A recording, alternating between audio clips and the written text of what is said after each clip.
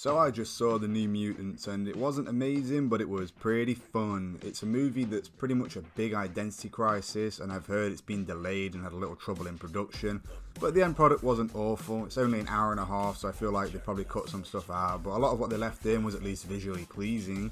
So, spoiler-free summary, basically the main character Danny wakes up to her village being destroyed by a hurricane, and basically everyone dies. And she faints or some shit and wakes up in a hospital where she's told she's a mutant. And this is a mutant facility for like pre-X-Men. They even mention the X-Men a few times, it's kind of weird. Anyway, there's like 5 of these teen mutants. There's Arya Stark, who can turn into a wolf, really breaking the typecast. The girl from Split, who can pretty much do whatever she wants. She can disappear and reappear and imagine things into reality and transport people into false realities and make inanimate objects come to life. Okay. There's a Brazilian guy with 0 accent who can do the Human Torch but with less control. Then there's the other brother from Stranger Things who can do what the Human Torch can do but with less control. The Doctor also has the power to create force fields and has one giant force field around the hospital.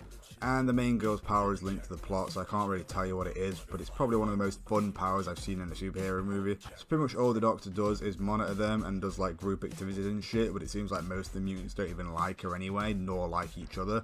And the Doctor is super obviously not working in their best interests. And there's a whole bunch of weird horror moments that 100% take inspiration from the new It films. And that's pretty much all I can say about spoiling it, so if you want to watch the movie, now's the time to leave this video. Like I said, it's short and fun, but it isn't anything groundbreaking, so if you want to watch, 3, 2, 1... Okay, so basically Danny's power is that she can get inside your head and make your worst fears come to life, but she does this without knowing it. And that's the main conflict of the film, as she makes other mutants' fears a reality. So the main Doctor, who works for an outside corporation that intends to turn mutants into killers, is told to euthanize Danny because she's too powerful? What kind of evil corporation that's sole purpose is to make killers would kill a subject for being too powerful? Anyway, Danny's main fear is this whole bears inside you theme, and a huge bear that's like anger and bitterness attacks the asylum and kills the Doctor, but the other mutants help Danny to overcome the bear by telling it to stop and go away. Don't talk to me, loser, lame-ass wannabe.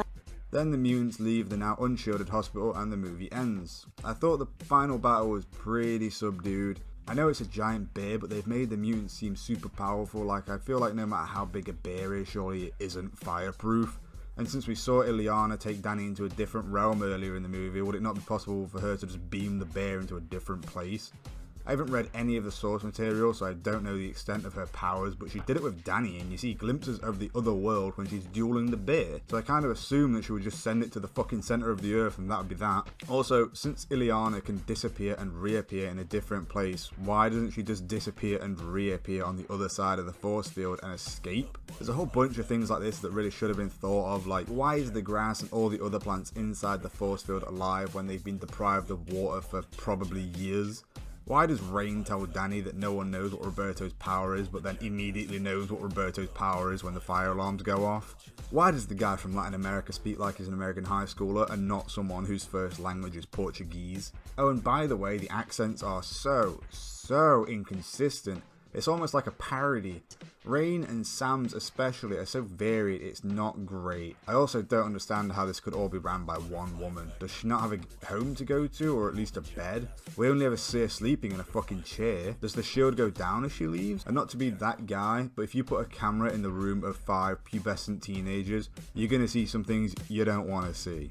Anyway, I don't really want to go too deep, as this is evidently not a movie that was meant to be analysed, so to summarise, this movie is a slow burn. It gives you enough time to get to know the cast, but it's not very atmospheric. It doesn't put you in a mood despite the horror vibe of the piece. I very much doubt you'll feel worried about any of the characters. Even if the tone is a bit off, it's a smartly constructed story, to be fair. I felt I got the characters, I understood their fears, their traumas, and why they were there the way we find them. None of the acting was awful, even if the accents weren't consistent. The action scenes and visual effects were great for what they were going for, but in comparison to the sets, it looked like an expensive car in a junkyard. The facility is so run down and like cheap looking, it looks like it hasn't been used since the fucking war. I could barely believe they had voice activated locks. It could have been easier to believe that the doors open and close just because of a mutant's powers than it did because of the electronic locks. Anyway, the New Mutants feels like a great idea that wasn't totally followed through. In the end, you get an intellectual horror superhero movie, which is for sure new to me. Anyway, I would say this is worth a watch because I understood what I was supposed to feel, but I didn't experience any of the emotions anyway. But I had fun. So, probably go watch it. Thank you.